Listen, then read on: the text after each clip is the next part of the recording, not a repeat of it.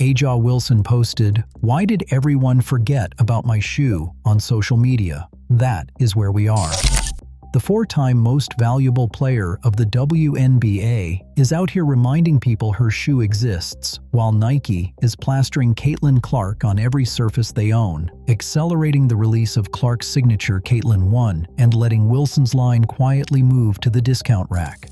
We are going to walk through the Nike takeover happening in real time.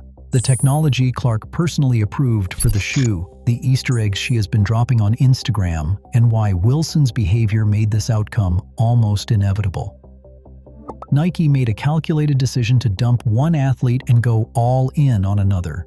And the reason why tells you everything about what has been brewing in the WNBA for the past 2 years. Drop a comment below if you are excited about the release of Caitlin's signature shoe. Go walk into a Nike retailer right now and look for Aja Wilson on the walls. Look for her face on a display, a banner, a promotional stand, anything.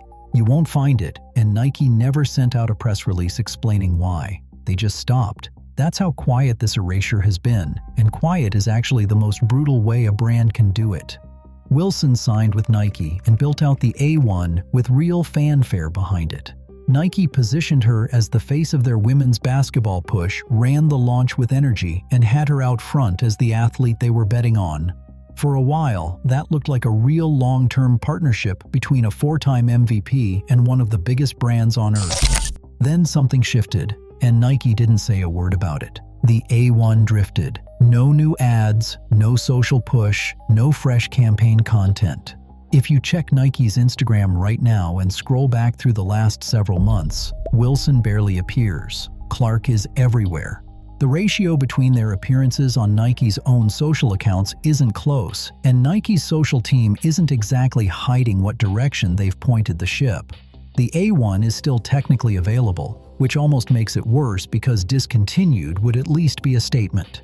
Instead, the shoe is just sitting there, quietly moving toward clearance sections at Dick's Sporting Goods and Foot Locker, full price 1 week, and then suddenly marked down the next with no announcement. And here's where it gets interesting. The A1 has been on shelves for months, and it still hasn't sold out. Months. That's not a shipping or inventory issue. That's people walking past the shoe and not buying it. And brands track that data obsessively. Nike knows exactly how many units moved each week, and when those numbers don't justify the marketing spend stops. It's not personal, it's a spreadsheet, and Wilson's numbers weren't telling a good story. Now flip to Clark. The Caitlin 1 has not officially released yet, and analysts are already saying the sellout window will be measured in minutes, not days. That assessment is based on the search traffic Nike is seeing around her name, the pre-release demand signals, and the fact that Clark's Kobe Player Edition was already the single most worn shoe in the entire NBA back in December 2025, by players who were not even obligated to wear it. Those NBA players chose the shoes because they wanted to, and that kind of organic endorsement from professional athletes is worth more to Nike than any paid campaign they could run for Wilson. So Nike redirected its resources. Every billboard slot, every commercial buy, every post on their basketball accounts, every campaign dollar they had allocated for women's basketball went toward Clark and the Caitlin 1 launch. They even dropped a full brand anthem commercial called From Anywhere, featuring the Kelsey brothers, and Clark was carrying her shoes into the arena on game day with cameras trained on every step. That was not a product rollout. That was a cultural event. Nike decided to build around one specific athlete. Wilson watched all of this happen. Her shoe sits in the clearance rack while Clark's shoe sells out in a predicted minutes-long window before most people can even add it to their cart. And Wilson, to absolutely no one's surprise, did not stay quiet about it. She went to social media and posted about being forgotten, which tells you she felt the shift before the rest of us fully processed what Nike had done. That clearance rack moment is where the story actually starts to get messy, because the question is not just why Nike stopped backing Wilson's shoe. The question is what Wilson did to make that decision so easy for them to make. Let's be clear about something first. Wilson is one of the best basketball players alive, and on pure basketball merit alone, she deserved Nike's full backing. Nobody's arguing otherwise. But corporate sponsorship is not just a basketball conversation. It never has been, and the way Wilson handled Caitlin Clark's rise gave Nike a paper trail long enough to justify walking away without saying a single word publicly. When Clark started breaking records and collecting awards, Wilson did not stay quiet and let her own resume speak. She questioned Clark's accolades out loud, posted cryptic stuff on social media that her own fans had to decode like a puzzle, and at one point ran what looked like a coordinated "I have a shoe" campaign that came across as rattled rather than confident. That specific moment got picked apart everywhere, because it was not a normal promotional post from an athlete backing their own product. It read like a reaction, and every brand executive watching that unfold logged it internally as exactly the kind of thing they do not want attached to their name. When Clark was named Time's Athlete of the Year, Wilson publicly complained that it does not matter what we all do as black women, we are still going to be swept underneath the rug, and said it boiled her blood when people claimed it was not about race. That's a direct quote. And look, people can have those feelings, but airing them publicly about a specific competitor while you are supposed to be a Nike brand ambassador is a sponsorship liability calculation, not a basketball conversation. Every marketing team at every company watching that exchange updated their internal notes on Wilson that same day. There is also the moment Wilson commented on Clark becoming the all-time leading scorer in women's college basketball history. And instead of giving credit, Wilson said something along the lines of, "You have got to win one. I feel like college is one of those spaces where you have got to win one for them to have your name in the conversation." That's a direct dig at a historic achievement, framed as a qualification nobody asked for, and it confirmed a pattern that sponsors were already tracking. Now compare that to what Kelsey Mitchell, Lexi Hull, Aaliyah Boston, and Sophie Cunningham are out here doing. None of them are posting cryptic reactions to Clark's press coverage. They are playing basketball, showing up, and letting the wins do the talking, which is exactly the kind of environment corporate partners want their money associated with. The contrast between Wilson's behavior and the atmosphere Clark's teammates create around her is not subtle, and sponsors are not blind. The Team USA situation made everything worse. Wilson was left off the December training camp roster that included Clark, Aaliyah Boston, and Angel Reese. And the managing director at the time was Sue Bird, who reportedly prioritized players who could attract global audiences and grow the program commercially. Wilson, despite being a four-time MVP, did not make that list, and her public response to being excluded went straight to social media, where she framed it as a race issue and aired her frustration instead of staying quiet or showing support for the players who did make it. That response confirmed every concern USA basketball officials had about her attitude going into a team environment. Companies beyond Nike started cooling on Wilson around the same stretch of time, and it was not because of one specific incident. It was the pattern. One post is a bad day. 3 posts over 6 months about the same competitor, combined with a public Team USA grievance and a shoe that is not selling, stops being a coincidence and starts being a liability profile that brands actively avoid. Wilson did not lose Nike's marketing support because she stopped being a good basketball player. She lost it because she made the decision to redirect that support somewhere else. Feel like an easy one. Clark went on the New Heights podcast and started talking about the Caitlin one, and within about 90 seconds, it was obvious she was not describing a standard Nike deal where they hand you a finished shoe and you smile for the camera. She knew every technical detail, every material choice, every piece of foam inside that midsole, and she talked about all of it like someone who had actually been sitting in the design meetings, because she had been. Most signature shoes do not work that way. Nike's team builds the shoe, the athlete picks a colorway or two, approves a logo placement, and that is basically it. Clark pushed for something different from the start, specifically asking that the technology inside the shoe actually match what she needs during a real game, not just what photographs well in a marketing deck. That is a harder conversation to have with a brand because it means the athlete is asking for things that cost more and take longer to develop. And Nike had to balance her performance demands against the commercial reality that this shoe also needs to sell to fans who will never run a pick and roll in their lives. The Nike Opticast Upper is one of the pieces Clark pushed hard for. It is a lockdown fit system that wraps your foot and keeps it stable when you are cutting laterally, which matters specifically for how Clark moves, constantly relocating off the ball, drifting into corners, stepping into threes from spots other players would not even attempt. Without that lateral stability, your foot slides inside the shoe during those cuts, and over the course of a long game that becomes a real problem. Clark wanted that fixed, and the Opticast Upper is the fix. The midsole is Cushlon foam combined with Air Zoom turbo units, and Clark specifically requested that combination because she needed a shoe that still felt responsive late in games. Cushlon on its own is comfortable, but can feel a little flat once you have been on your feet for 3 quarters, so the Zoom turbo units add that snappy, springy feel that keeps the shoe from going dead under you in the fourth. That is a performance-specific request, not a style request, and it tells you she was thinking about how the shoe would actually perform when the game is close and she is logging heavy minutes. But the Easter eggs are where it gets genuinely fun.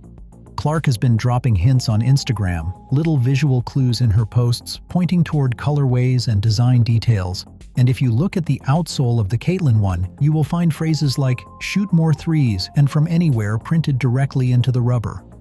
Those phrases do not appear on a shoe unless the athlete personally pushed for them because Nike's default is not to add text to an outsole. Clark described the whole design process as wanting the Caitlin one to feel like a debut album, something you remember years later rather than something that just exists for a season and gets forgotten.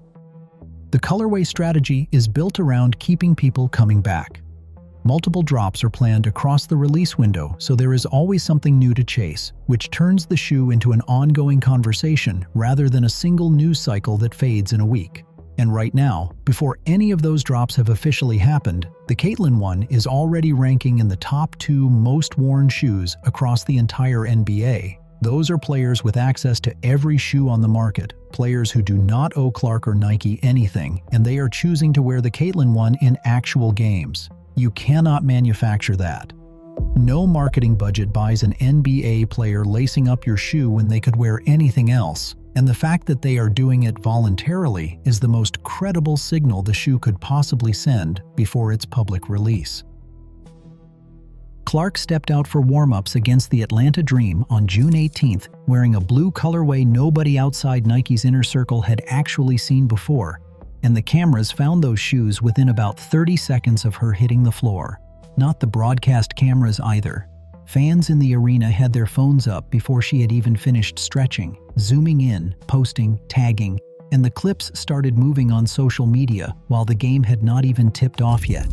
The matchup itself was a regular season game, but Nike and Clark had been quietly building toward this specific moment as the first time the Caitlin one would appear on a court in public. So while the scoreboard said Atlanta Dream versus Indiana Fever, what was actually happening on the floor during warm-ups was a product reveal that no press release could have pulled off the same way. Clark had not shown the full shoe before this. She had been dropping hints on Instagram, little visual clues, references to colorways, but never the complete picture, so when the blue colorway showed up on her feet in a real arena with real fans watching, it did not feel staged. It felt like catching something. Then the pre-game interview happened, and Clark could not stop talking about the shoes. Not in a scripted, brand ambassador way where the athlete hits their talking points and moves on. She was genuinely excited, the kind of excited where you start answering a question and then keep going because you actually have things to say about it. She talked about what it felt like to wear the Caitlin one in a real game setting for the first time after spending months in design meetings and fittings and material reviews, and you could hear the difference between someone reciting a quote and someone actually processing a moment in real time. Picture this. You are sitting in the arena and you notice the crowd around you is not just watching the warm-up, they are watching her feet. People are pointing, leaning over to each other, pulling up their phones. And the social media feed during the game split almost perfectly between people reacting to actual plays and people posting close-up screenshots of the blue colorway from every angle they could get. Nike wanted dual attention. basketball fans, and sneaker culture at the same time, and that is exactly what the June 18th reveal generated without a single paid placement. The blue colorway itself is restrained. It is not loud, it is not trying to carry a story on its own, and that is consistent with what Clark had said about wanting the shoe to feel different on the court without pulling focus away from the game. Clean lines, blue that reads well under arena lighting, nothing that screams for attention because the shoe doesn't need to scream when the person wearing it already has every camera in the building pointed at her. Wilson's "Why did everyone forget about my shoe?" post wasn't a joke. There was no winking emoji, no lighthearted tone, no self-aware humor about the situation. It read exactly like what it was. Someone watching a marketing machine she'd expected to be part of get pointed in a completely different direction and not handling it quietly. Let's talk about what Wilson actually had going into this. Multiple MVP trophies, a championship, years as Nike's primary women's basketball investment, a signature shoe that launched with real energy behind it. By any reasonable measure, she built the credentials that should have kept Nike's money and attention flowing her way for a long time. When that support dried up without a public explanation, she did what a lot of athletes do when the business side stops working in their favor. She posted about it. And that's where the problem compounded. A player who is confident in their position does not need to remind people their shoe exists. They let the product move off shelves on its own. Posting about being forgotten does not generate sympathy from brands watching your social feed. It confirms the exact concern they already had, which is that you will air grievances publicly when things do not go your way. Every sponsor evaluating Wilson as a long-term partner watched that same timeline and drew the same conclusion. The damage from Wilson's public shots at Clark's accolades operates the same way. Sponsors watching an athlete publicly question a competitor's awards are not thinking about whether the criticism is fair. They are thinking about whether that athlete will do the same thing to their brand when a campaign does not go the way she expected. And the answer Wilson's behavior supplied was pretty clear. You do not get to be unpredictable on social media about one thing, and then ask corporations to trust you will stay on message for their product. Clark's endorsement portfolio has moved so far beyond basketball at this point that Wilson's shoe situation and Clark's aren't even in the same conversation anymore. Forbes 30 Under 30, Time Athlete of the Year, the Gatorade deal, corporate speaking bookings, golf coverage that pulls fans who've never watched a WNBA game. Lifestyle brands want her face on products that have nothing to do with the Fever or the WNBA, and those brands are writing checks that reflect how wide her audience actually runs. Wilson never built that kind of crossover pull, and the gap between their endorsement profiles isn't closing. Here's where it gets interesting from a pure retail standpoint. Wilson's A1 has been available for months, marked down at Dick's and Foot Locker, and it still hasn't cleared inventory. Clark's Caitlin 1 hasn't formally released yet, and the predicted sellout window is measured in minutes based on pre-release search traffic alone. Those two facts sitting next to each other aren't a coincidence or bad luck. That's the market saying out loud which athlete it's actually buying into. And markets don't lie the way social media posts can. Wilson's tantrum didn't move any of those numbers. It didn't change the clearance tags on the A1, didn't slow down the Caitlin 1 hype, and didn't generate a single sponsor call from a company that had already quietly updated their risk assessment. Clark never responded to any of it publicly, which meant Wilson was out there posting into silence while Nike was busy buying billboards with someone else's face on them. Nike already made the call. Wilson's A1 is sitting marked down at Dick's Sporting Goods while the Caitlin 1 hasn't even formally released yet, and people are already mapping out their plan to buy a pair before the sellout hits. That's not a prediction about where things are heading, that already happened, and the retail numbers are the proof. And with Clark, Hull, Boston, Mitchell, and Cunningham all healthy and pushing into 2026 together, backed by the biggest women's basketball marketing spend Nike's ever run, every single Fever game next season is worth watching. Drop a comment below if you are excited about the release of Caitlin's signature shoe, And do not forget to like, subscribe, and turn on all notifications as we are bringing you all the action and top stories. Click the video on the screen, and we will see you in the next one.